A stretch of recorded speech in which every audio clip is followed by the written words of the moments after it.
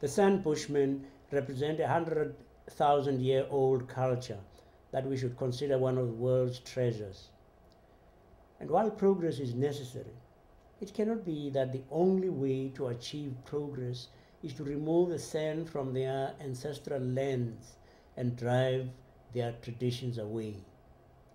We've already seen this with the American Indians, the Aborigines, and it is also happening with the Tibetans.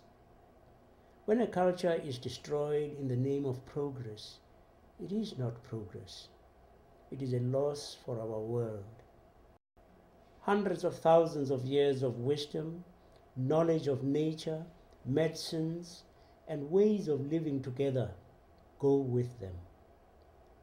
I am concerned by reports from journalists that the San have been forcibly removed from their ancestral lands and placed in resettlement camps under unacceptable living conditions, and that those resisting resettlement have been abused, cut off from food and water, and deprived of their most basic human rights. Alcoholism, prostitution, and AIDS have become issues with the San for the first time in their existence. I am concerned about reports that journalists have been cut off from the areas where the resettlement of the San is taking place. There are ways to bring about progress that is real progress for humanity. In East Timor, the government has placed the mineral rights to their offshore oil in a trust that will be used only for the education and health care of the Timorese people. Each country needs a model that works for their country. The Botswana government has always been for us a showcase democracy in the way that it cares for its people.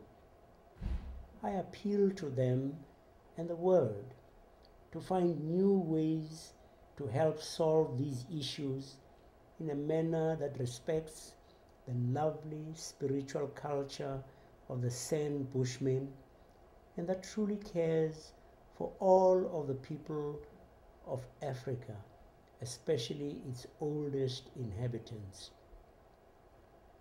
Humankind cares about the future of the San Bushmen.